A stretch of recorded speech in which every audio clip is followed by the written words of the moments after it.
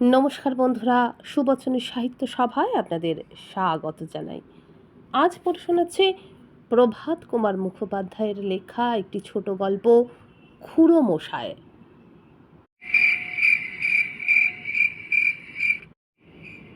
শরতের সন্ধ্যা উত্তীর্ণ প্রায়।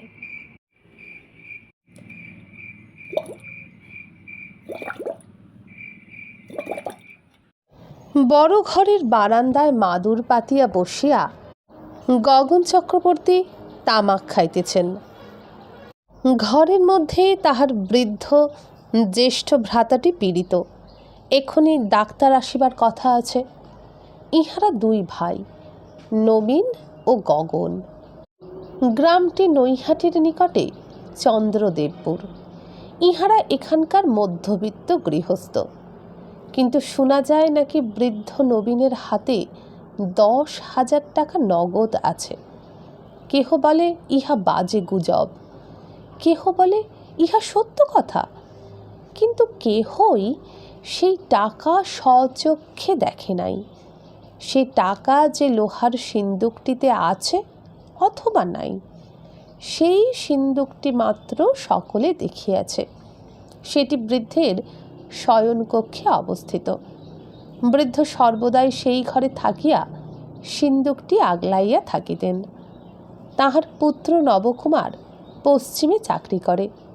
সে অনেকবার পিতাকে স্বীয় কর্মস্থানে লইয়া যাইবার চেষ্টা করিয়াছে, কিন্তু বৃদ্ধ কখনো যান নাই।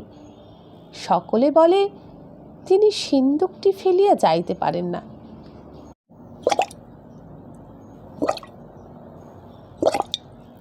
গগন চক্রবর্তী নীরবে বসিয়া তামাক খাইতে লাগিলেন। ক্রমে ডাক্তারবাবুর লণ্ঠনের আলো উঠানে পড়িল। ডাক্তারবাবু আসিয়া বারান্দার নিম্নে দাঁড়াইয়া জিজ্ঞাসা করিলেন, চক্রবর্তী মশাই, খবর কি? চক্রবর্তী হুঁকাটি নামাইয়া বলিলেন, ডাক্তারবাবু এসো, খবর ভালো। এখনো বেহুশ রয়েছেন, বড্ড জ্বরটা রয়েছে কি না, কিন্তু নাড়ি বেশ এখনো চলছে। উঠে এসো, একবার দেখো না। ডাক্তারবাবু উঠিয়া আসিলেন। চক্রবর্তী সযত্নে হুঁকাটি দেওয়ালে ঠেস দিয়া রাখিয়া দ্বার খুলিয়া রোগীর কক্ষে প্রবেশ করিলেন। ডাক্তারও তাহার পশ্চাতে প্রবেশ করিলেন। পিল সুজের উপর একটি মাটির প্রদীপ ম্লানভাবে জ্বলিতেছিল। একখানি লম্বা ও চওড়া তক্তপোশের ওপর মলিন শয্যায় শয়ন করিয়া বৃদ্ধ রোগী নিদ্রা যাইতেছেন। তাহার পদতলে বসিয়া তাহার পুত্রবধূ সাবিত্রী পায়ে হাত বুলাইতেছে। ইহাদের প্রবেশ করিতে দেখিয়া সাবিত্রী ঘোমটা টানিয়া দিল। গগন চক্রবর্তী প্রদীপটা একটু উজ্জ্বল করিয়া দিলেন। ডাক্তার বৃদ্ধের নাড়ি পরীক্ষা করিলেন, থার্মোমিটার দিয়া উষ্ণতা লইলেন। পরীক্ষান্তে বললেন, এখন খুব জ্বর। সেই ফিভার মিক্সচারটা খাওয়ানো হচ্ছে? সাবিত্রী ঘোমটাবৃত মস্তক সঞ্চালন করিয়া জানাইল, হইতেছে। ডাক্তার বলিলেন, আজ সারাদিন ওটা দেওয়া হোক, ভোরের দিকে রিমিশন হবার সম্ভাবনা। বলিয়া ডাক্তারবাবু বাহিরে আসিলেন। গগনচন্দ্র তাহার সহিত দরজা অবধি যাইলেন। ডাক্তারবাবু জিজ্ঞাসা করিলেন, নবুকে খবর দিয়েছেন? না, দিইনি। কিছু ভাবনা নেই, দাদা ভালো হয়ে উঠবেন। ওরকম তো হয়ই ওর মাঝে মাঝে। নবুকে খবর দিলেই এখন খরচপত্র করে বাড়ি আসবে, তাই খবর দিইনি।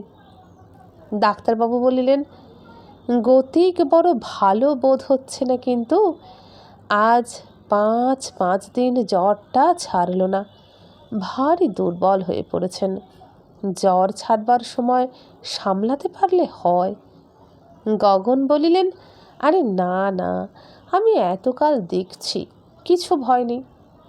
দেখা যাক, অনেকটা বয়স হয়েছে কিনা, তাই ভয় হয়। বলিয়া ডাক্তারবাবু মৃদু পদক্ষেপে প্রস্থান করিলেন। ডাক্তারবাবুর কথাই সত্য হইল।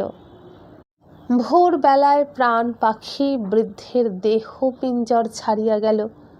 মৃত্যুর পূর্বে 2-1 মিনিটের জন্য মাত্র তাহার চেতন হইয়াছিল। তখন তিনি শুধু বলিয়াছিলেন, নবু, নবু এসেছে। বাড়িতে ক্রন্দনের রোল উঠিল। পাড়ার লোক 2-1টি করিয়া আসিয়া সমবেত হইল। সকলেই বলিল, তা বেশ গেছেন, খুব গেছেন, বয়স হয়েছিল, তোমাদের সব রেখে গেলেন, এ তো ওর সৌভাগ্য, তবে নবু কাছে থাকলেই ভালো হতো। সৎকারের সমস্ত আয়োজন হইতে লাগিল। সেখানে সত্যচরণ নামে একটি যুবক দাঁড়াইয়াছিল। সে নবকুমারের একজন বিশেষ বন্ধু। তাহার হাতটি ধরিয়া গগনচন্দ্র বলিলেন, তুমি বাবা গিয়ে নবুকে একখানা টেলিগ্রাম করে দাও, আমার আর হাত পা সরছে না। সত্যচরণ বলিল, আচ্ছা, আমি আপিস যাবার সময় স্টেশন থেকে টেলিগ্রাম করে দেব এখন। সত্যচরণ কলিকাতায় চাকরি করে, রোজ 9টার ট্রেনে অফিসে যায়। 2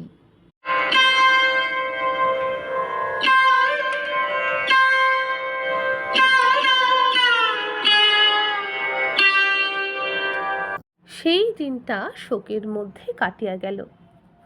সন্ধ্যা হইলে দুগ্ধাদি পান করিয়া সকলে শয়ন করিল। গগনচন্দ্র বিপত্নিক, তিনি একা এক ঘরে শয়ন করিয়াছিলেন। অনেক রাত্রি হইল। গৃহের কুত্রাপিয়া আর কোথাও কোনো সারা শব্দ নেই।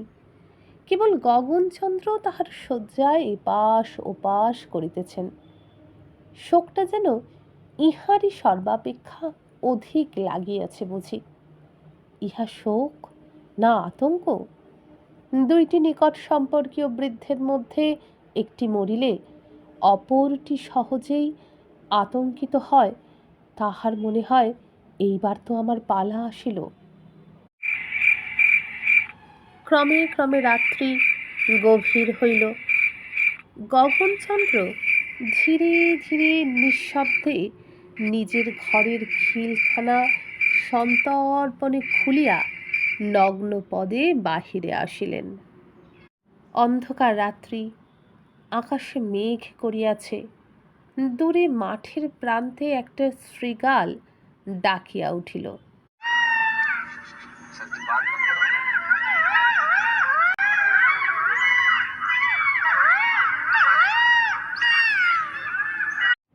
গগনচন্দ্র ক্ষণকাল নিস্তব্ধভাবে দাঁড়াইয়া ধীরে ধীরে বড় ঘরের বারান্দার দিকে অগ্রসর হইলেন। যে ঘরে গত রাত্রে বৃদ্ধের মৃত্যু হইয়াছে, সেই ঘরটি আজ তালা বন্ধ। গগনচন্দ্র নিঃশব্দে তালাটা খুলিয়া সেই অন্ধকার ঘরে প্রবেশ করিলেন। ভয়ে তাহার বুকটা দুরু দুরু করিয়া উঠিল। হায় ভাতৃস্নেহ! এত রাত্রে নিদ্রাহীন চক্ষে ভ্রাতা বুঝি ভ্রাতার মৃত্যুশয্যাটি একবার দেখিবার জন্য ও অশ্রুপাত করিবার জন্য আসিয়াছেন। গগনচন্দ্র পূর্ববৎ সাবধানতার সহিত ঘরের দুয়ারটি প্রথমে বন্ধ করিয়া দিয়া একটি দিয়াশালাই জ্বালিলেন। প্রদীপটি জ্বালিয়া পূর্বকথিত লোহার সিন্ধুকটির কাছে গিয়া দাঁড়াইলেন। সিন্ধুকটির উপর হইতে একটা ভাঙা কাঠের হাতবাক্স, একখানি ছিন্ন মহাভারত, কয়েকটি খালি ঔষধের শিশি নামাইয়া সিন্ধুকটি খুলিয়া ফেলিলেন।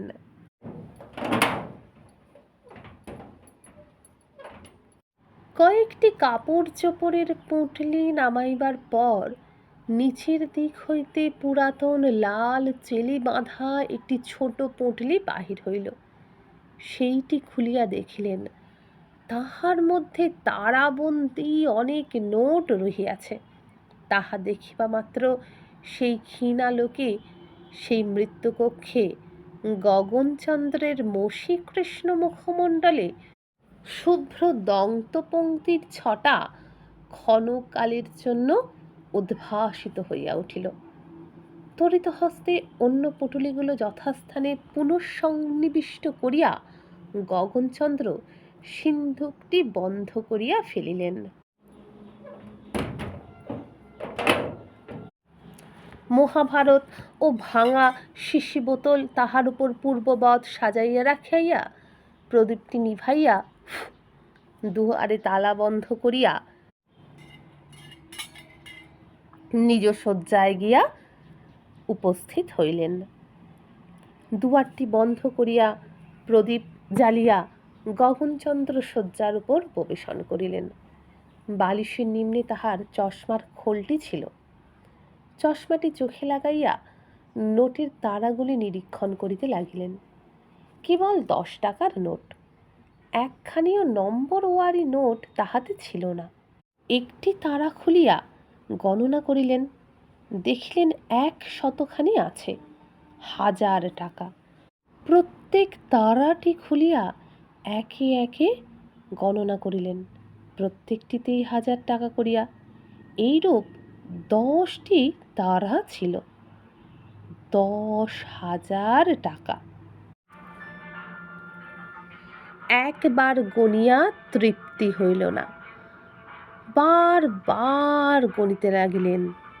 ক্রমে ক্রমে ভোর হইয়া আসিল।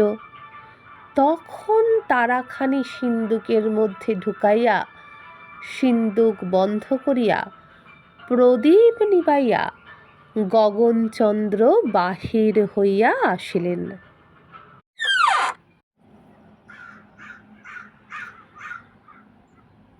ক্রমে ক্রমে একটা একটা কাক ডাকিতে আরম্ভ করিল। অল্প অল্প আলো হইয়াছে। গগনচন্দ্র তখন গারুটি হাতে করিয়া বাটির বাহির হইয়া আমবাগানের ভিতর দিয়া পুষ্করিণীর তীরে গিয়া উপস্থিত হইলেন। তখনও কোথাও জনমানুষের দেখা নাই। প্রথমেই গগনচন্দ্র দাদার লোহার সিন্দুকের চাবিটি ছুঁড়িয়া পুষ্করিণীর মাঝখানে নিক্ষেপ করিলেন। তাহার পর হাত মুখ ধুইয়া ধীরে ধীরে বাটি ফিরিয়া আসিলেন। 3 এই দিন বেলা 9টার সময় প্রবাস হইতে সদ্য পিতৃহীন নবকুমার বাটি আসিয়া পৌঁছিল। সে ইতিমধ্যেই সাধারণ বেশ পরিত্যাগ করিয়া কাছা পরিয়াছে, পদ নগ্ন করিয়া আসিয়াছে। নবকুমার বাড়ি পৌঁছিবার সঙ্গে সঙ্গে আর একবার ক্রন্দনের ধ্বনি উঠিল।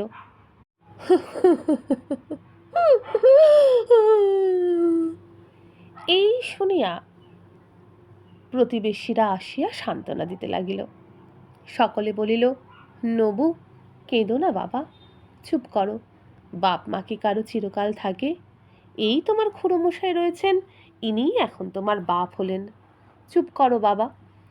প্রতিবেশীরা গৃহত্যাগ করিয়া পরস্পরের মধ্যে বলাবলি করিতে লাগিল, আহা, গগন চক্রবর্তী বুড়োর চেহারাটা কি হয়েছে দেখেছ একদিনে? চোখ টোক একেবারে বসে গেছে। একজন বলিল, আহা, ভাইয়ের শোকটা বড্ড লেগেছে বামুনের। চক্ষু বসার আসল কারণ যে সারা রাত্রি জাগরণ ও মনের অঙ্গনে শয়তানের তাণ্ডব নৃত্য, তাহা কেহই অনুমান করিতে পারিল না। যথা সময়ে নবকুমার খুড়া মহাশয়ের সহিত বসিয়া হব্যিষ্যান্ন ভোজন করিল। ভোজনান্তে গগনচন্দ্র মাদুর পাতিয়া বসিয়া তামাক খাইতে লাগিলেন। নবকুমার তাহার কাছে বসিয়াছিল। খুড়া মহাশয় বলিলেন, শ্রাদ্ধ শান্তির তো আয়োজন এই বেলা থেকে করতে হবে, টাকা করি কিছু এনেছ? নবকুমার বলিল, টাকা করি আমি কোথায় পাব? বাবার সিন্ধুক থেকে কিছু বেরোতে পারে বোধ হয়। তা দেখো, যদি কিছু থাকে। চাবিটা? চাবি? চাবি কোথায় তা বলতে পারি নে, হয়তো বৌমাকে দিয়ে গেছেন, জিজ্ঞাসা করো দেখি। নবকুমার গিয়া সাবিত্রীকে জিজ্ঞাসা করিল। সাবিত্রী বলিল, আমাকে তো চাবি দিয়ে যাননি, শেষ পর্যন্ত তার কোমরের ঘুমসিতে ছিল দেখেছি। খুড়া মহাশয় হয়তো খুলে নিয়ে থাকবেন। না, উনি তো বললেন চাবি কোথায় কিছুই জানেন না। নবকুমার ফিরিয়া আসিয়া খুড়া মহাশয়কে এই কথা বলিল। তিনি বলিলেন, তার কোমরে ছিল তা তো লক্ষ্য করিনি, তবে হয়তো তাঁরই সঙ্গে চিতায় গিয়ে উঠেছে। নবকুমার একটু বিরক্তির সঙ্গে বলিল, ওটা আপনি খেয়াল করলেন না? খুড়া মহাশয় হুঁকা নামাইয়া কাঁদো কাঁদো স্বরে বলিলেন, আরে বাবা, সে সময় কি আমার চাবি, সিন্দুক, টাকা কড়ি ভাববার মতো মনের অবস্থা ছিল? সেসব তোমরা পারো। নবকুমার কিয়ৎক্ষণ নীরব রহিল। খুড়া মহাশয় ধূমপান করিয়া যাইতে লাগিলেন।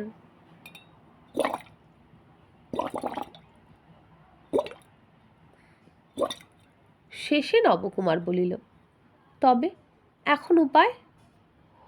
উপায় আর কি, কামার ডাকিয়ে সিন্দুক খোলাতে হবে। কামার ডাকাইয়া সিন্দুক খোলানো হইল।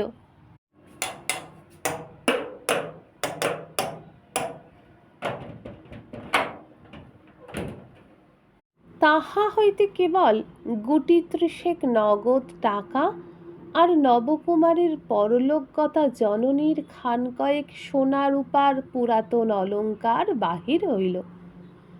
ইহা দেখিয়া নবকুমার তো মাথায় হাত দিয়া বসিয়া পড়িল। তাহারও বরাবর মনে ধারণা ছিল যে তাহার পিতার সিন্ধুকে নগদ 10,000 টাকা আছে। তাহার মনে বিশ্বাস হইল, খুড়ামশাই সব টাকা সরাইয়াছেন, অথচ তাহার সাক্ষী সাবুত কিছুই নাই। খোলা সিন্দুকের সম্মুখে নবকুমার বসিয়া ভাবিতেছিল। এমন সময় খুড়া মহাশয় আসিয়া জিজ্ঞাসা করিলেন, কিছু পেলে? সিন্দুক হইতে যাহা বাহির হইয়াছিল নবকুমার তাহা দেখাইল। পরে জিজ্ঞাসা করিল, 10,000 টাকা ছিল যে, কোথায় গেল? গগনচন্দ্র আশ্চর্য হইয়া বলিলেন, কত টাকা? 10,000। খুড়া মহাশয়ের মুখখানি বিবর্ণ হইয়া গেল। একটুখানি কাষ্ঠ হাসি হাসিয়া তিনি বলিলেন, 10,000 টাকা? পাগল, কোথায় পাবেন তিনি? নবকুমার বলিল, কেন? সকলেই তো বলিত এই সিন্ধুকে তাহার 10,000 টাকা আছে। সকলে তো সব জানে। কেন, দাদা তো সর্বদাই বলতেন তার 1 পয়সাও নেই।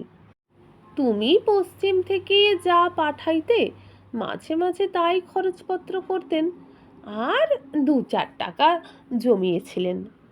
হ্যাঁ, 10,000 টাকা? 10,000 টাকা কি সোজা রে বাবা? নবকুমার আর কি করিবে? নীরবে মনে সন্দেহ ও রাগ হজম করিয়া যথাসময়ে পিতৃশ্রাদ্ধ সম্পন্ন করিল। অল্পদিন পরেই তাহার ছুটি ফুরাইল। ভগ্ন হৃদয় লইয়া কর্মস্থানে ফিরিয়া যাইতে হইবে।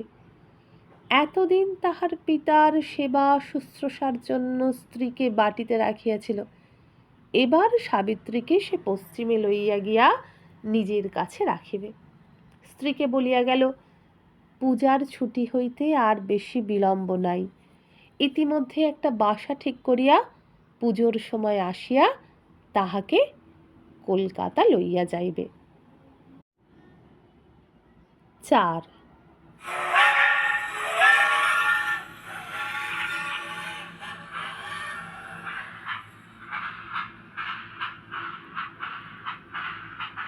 নবকুমার কলকাতায় আসিল। কলকাতায় আসিয়া বাসা ঠিক করিয়া সাবিত্রীকে আনিবার জন্য তোড়জোড় করিতে লাগিল। কিছু কাপড় কিনিবার প্রয়োজন আছে, মায়ের পুরাতন গহনাগুলি বিক্রি করিবে। সারাদিন বউবাজারে ও বড় বাজারে ঘুরিয়া 250 টাকায় গহনাগুলি বিক্রি করিল। বড় বাজারে একটা কাপড়ের দোকানে বসিয়া কিছু কাপড় খরিদ করিল।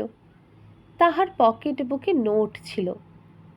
টাকা দিবার জন্য পকেট বুক বাহির করিতে গিয়া দেখে পকেট বুক নাই। গাঁট কাটায় কখন চুরি করিয়াছে তাহা জানিতেও পারে নাই। বিপদের উপর আবার বিপদ। তাহার পকেট বুকেই রিটার্ন টিকিটখানা ছিল, কিছু পুরানো চিঠিপত্রও ছিল।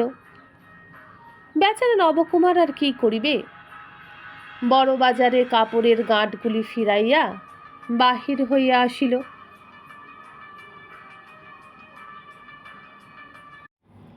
দোকানের কাপড় দোকানে রাখিয়া নবকুমার বাসায় আসিয়া ভাবিতে লাগিল। আজ পাঞ্জাব মেলে কর্মস্থানে ফিরিবে ভাবিয়াছিল, এমন টাকা নাই যে নূতন টিকিট কিনিয়া ফিরিয়া যায়। ভাবিল পরদিন আপিসে কিছু টাকা ধার করিয়া লইবে সত্যচরণের কাছ হইতে। দুঃখে ম্রিয়মাণ হইয়া কোনো রকমে নবকুমার বাসায় রাত্রি যাপন করিল। প্রভাতে তখনও নবকুমার শয্যাত্যাগ করে নাই। বাসার একটি মোটা বাবু একখানি সংবাদপত্র হাতে করিয়া আসিয়া বলিলেন, নবকুমার বাবু, দেখুন, ঈশ্বর যা করেন তা ভালোর জন্যই করেন। কাল যে আপনার পকেট বুক চুরি হয়েছিল, সেটা একটা খুব মঙ্গল বলতে হবে। নবকুমার আশ্চর্য হইয়া বলিল, কেন, ব্যাপারটা কি? স্থূল কলেবর যুবকটি সংবাদপত্র হইতে পাঠ করিলেন। গত রাত্রে পাঞ্জাব মেল আসানসোলের নিকট পৌঁছিলে একটি মালগাড়ির সঙ্গে ভীষণ কলিশন হইয়া যায়। 2-3খানি যাত্রী গাড়ি চূর্ণ হইয়াছে। ড্রাইভার অত্যন্ত আহত হইয়া হাসপাতালে আছে। যাত্রীগণের মধ্যে 6 জন মৃত ও 22 জন সাংঘাতিক রকম আহত। মৃতের তালিকার মধ্যে নবকুমার চক্রবর্তীর নামও পাওয়া গেল। স্থূলবাবুটি বলিল, কি রকম, আপনিও মরেছেন নাকি? নবকুমার বলিল, বোধহয় আমার নামের অন্য কেউ ছিল। যুবকটি হাসিয়া বলিলেন, আপনি নবকুমারের ভূত নন তো? কি জানি মশাই, বিশ্বাস নেই, বলিয়া বাবুটি চলিয়া গেলেন। এই কথা শুনিয়া নবকুমারের মস্তিষ্কে 2-1টা কথার উদয় হইল। সে সকাল সকাল আহার সারিয়া সত্যচরণের নিকট টাকা ধার করিয়া আসানসোলে চলিয়া গেল। সেখানে গিয়া পুলিশে সন্ধান লইল। জিজ্ঞাসা করিল, একজন যে নবকুমার বাবু মারা গেছেন, তাহার সন্ধান কি আপনারা দিতে পারেন? আপনারা তার নাম জানলেন কি করে? নবকুমার চক্রবর্তী। দারোগা বলিল, তার পকেট থেকে এই পকেট বুকটি বেরিয়েছে। নবকুমার দেখিল তাহারই পকেট বুক।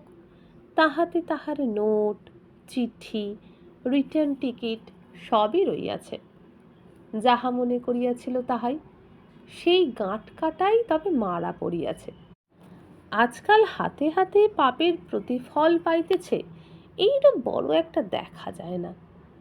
দারোগা জিজ্ঞাসা করিল, আপনি কে? আমি নবকুমারের বন্ধু। লাশের কি হবে? অ্যাক্সিডেন্টের পর আমরা খবরের কাগজে টেলিগ্রাফ করেছি। লাশের আত্মীয়েরা একে কেউ জ্বালাইবার ব্যবস্থা করে তো ভালো, নইলে আমরা পুঁতে ফেলব। নবকুমার ভাবিল, পুঁতিয়াই ফেলুক। তাহার মস্তকে এই সময় একটা মতলব পাকা হইয়াছিল। ভাবিল, যদি সংবাদ পাইয়া খুড়া মহাশয় আসেন, তো লাশ দেখিয়াই জানিতে পারিবেন আমি নহি।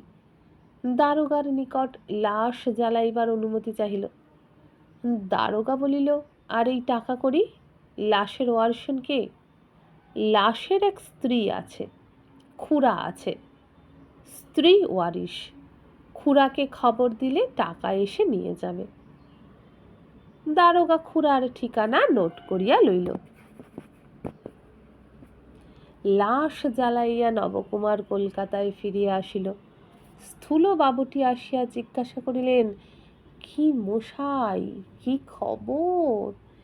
নবকুমার গম্ভীরভাবে বলিল, গিয়ে দেখিলাম আমি নই, আর একজন মরেছে বটে। বাবুটি বলিলেন, তবু ভালো। পরদিন সত্যচরণের আপিসে গিয়া নবকুমার তাহার সঙ্গে দেখা করিল। শুনিল যদিও পল্লীগ্রামে দৈনিক কাগজ যায় না, তথাপি লোকমুখে বাটির লোক তাহার মৃত্যু সংবাদ পাইয়াছে। সত্যচরণের সঙ্গে অনেকক্ষণ গোপনে পরামর্শ করিয়া নবকুমার বাসায় ফিরিয়া আসিল। 5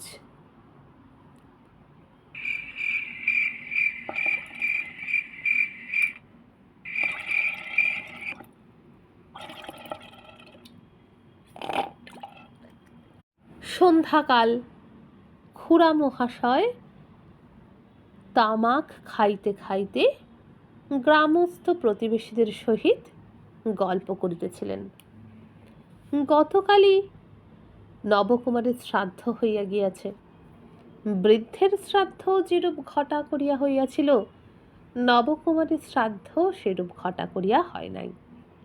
গগনচন্দ্র আসানসোল হইতে নবকুমারের যে 250 টাকা লইয়া আসিয়াছিলেন, তাহা মধ্যে মাত্র 50টি টাকা খরচ করিয়া শ্রাদ্ধ করিলেন।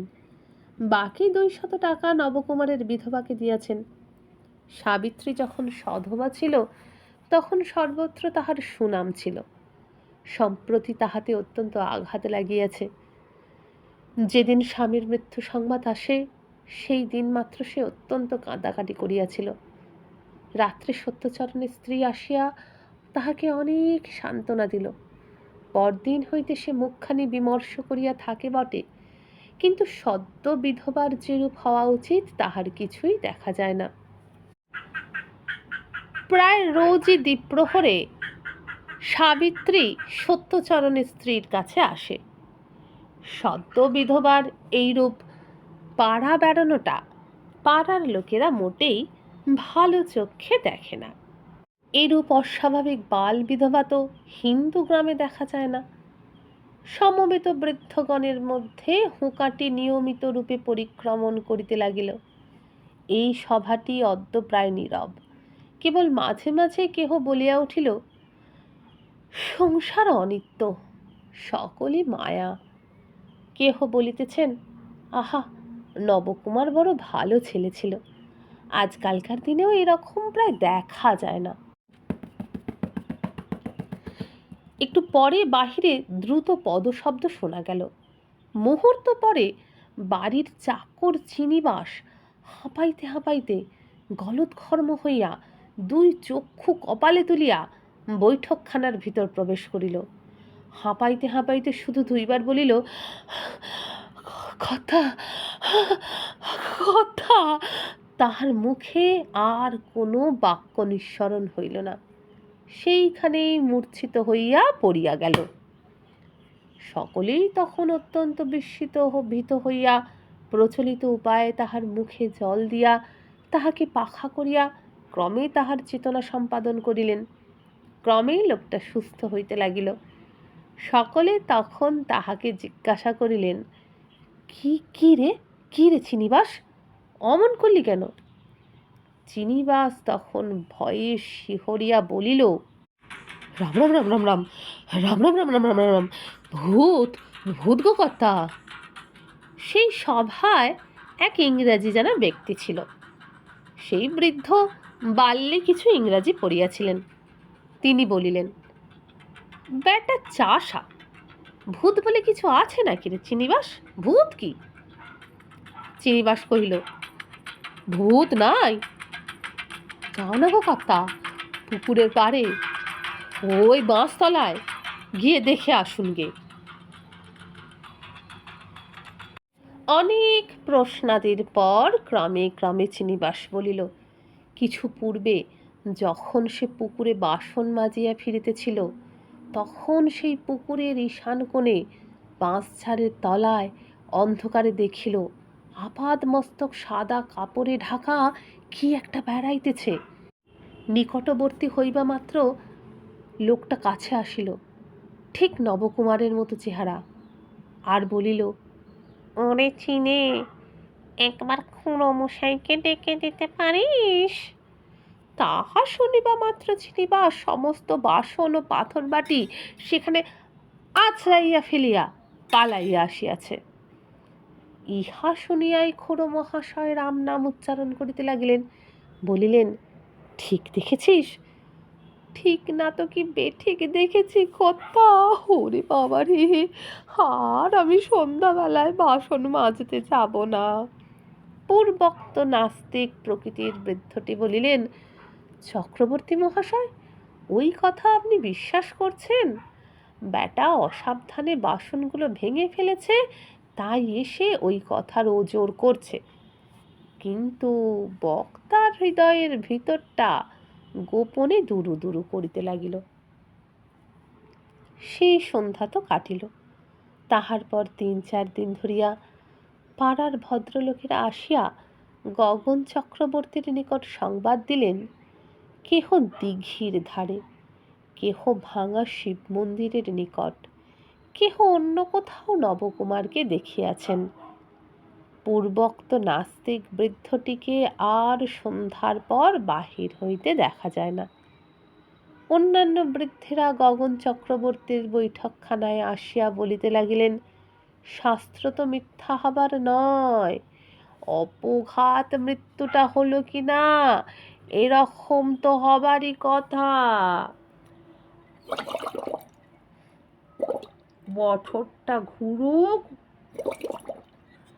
গয়ায় গিয়ে প্রেতশিলায় একটা পিণ্ডি দাও, উদ্ধার হয়ে যাবেন।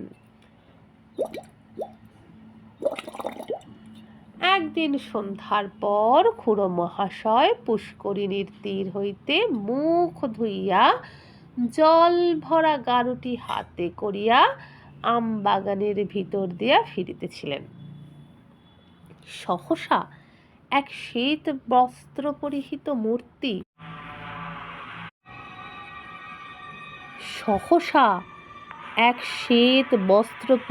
মূর্তি আবির্ভাব হইল। বস্ত্রের মুখটি ছাড়া সারা গাত্র শ্বেত বস্ত্রাবৃত ছিল। আত্মপ্রকাশ করিবা মাত্রই লোকটি বলিল, খুড়ো মহাশয়, সেই 10,000 টাকাটা। শুনিবা মাত্র চক্রবর্তী মহাশয় গারুটি আছড়াইয়া মাটিতে ফেলিয়া রাম রাম রাম রাম রাম রাম করিতে করিতে দৌড়াইয়া বাড়িতে ফিরিয়া আসিলেন। পরদিন অমাবস্যা। সন্ধ্যার পর খুড়া মহাশয় আর বাটির বাহির হইলেন না। রাত্রি 9টার সময় আহার করিয়া শয়ন করিলেন। যখন তিনি গভীর নিদ্রায় মগ্ন, রাত্রি আন্দাজ 12টার সময় গাত্রে কাহার অতি শীতল স্পর্শে খুড়া মহাশয়ের নিদ্রাভঙ্গ হইল। তিনি চমকাইয়া উঠিয়া বলিলেন, কে কেউ? মূর্তিটি বলিল, আমি নবকুমার। শুনিয়া খুড়া মহাশয় চট করিয়া উঠিয়া বসিলেন। সেই মূর্তি বলিতে লাগিল, খুড়া মহাশয়, যতদিন না আমার সেই 10,000 টাকাটা আমার বউ সাবিত্রীকে দিচ্ছ, ততদিন আমি রোজ আসবো টাকাটা করতে, মনে থাকে যেন।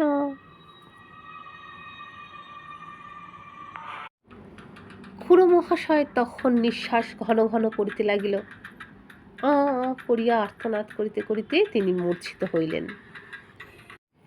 নবকুমার তখন মেঝের উপর হইতে বরফ বাঁধা পুঁটলিটি তুলিয়া লইয়া খোলা জানালার কাছে গিয়া একটি গরাদ সরাইয়া বাহির হইল। বাহিরে কি দূরে সত্যচরণ অপেক্ষা করিতেছিল। পরদিন সকালবেলা সত্যচরণ আপিস হইতে ফিরিয়া আসিয়া তাহারই গৃহে লুক্কায়িত নবকুমারকে সংবাদ দিল, খুড়া মহাশয় তাহার সহিত এক ট্রেনে কলিকাতায় গিয়াছিলেন। সাবিত্রীর নামে 10,000 টাকার কোম্পানির কাগজ কিনিয়া আনিয়াছেন। সত্যচরণ জিজ্ঞাসা করিয়াছিল, এ টাকা এলো কোথা থেকে? গগনচন্দ্র বলিয়াছিলেন, টাকাটা ছিল আমার দাদার। সকলে যে বলতো তার 10,000 টাকা আছে, তা দেখছি মিথ্যা নয়, কিন্তু তার লোহার সিন্দুক থেকে বেরোয়নি। কালকে রাত্রে হঠাৎ তার পুরানো টিনের বাক্স খুলে দেখি এক টুকরো লাল চেলিতে মোড়া 10,000 টাকার নোট। দেখে আমার হরিষে বিষাদ উপস্থিত হলো আর কি। আহা, আজ যদি নবু বেঁচে থাকতো, পিতৃধন। যা হোক, বিধবাটার উপায় হলো। ইহার পর নবকুমার কলিকাতায় গিয়া খুড়া মহাশয়কে এক চিঠি লিখিল যে শুনিয়া দুঃখিত হইয়াছে যে তাহার মৃত্যুর একটা গুজব উঠিয়াছে এবং শ্রাদ্ধ শ্রান্তিও হইয়া গিয়াছে, কিন্তু বাস্তবিকই সে বাঁচিয়া আছে এবং একটু কার্য উপলক্ষে স্থানান্তরে গিয়াছিল। অমুক তারিখে সে বাড়ি আসিবে এবং একদিন থাকিয়া স্ত্রীকে লইয়া পশ্চিমে যাত্রা করিবে। নবকুমার বাটি আসিয়া শুনিল খুড়া মহাশয় কি একটা জরুরি কার্য উপলক্ষে গ্রামান্তরে গিয়াছেন।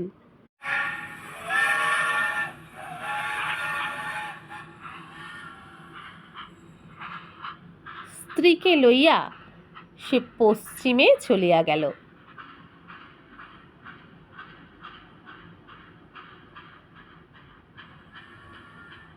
বন্ধুরা, এখানেই শেষ হয়ে গেল আজকের এই ছোট গল্পটি।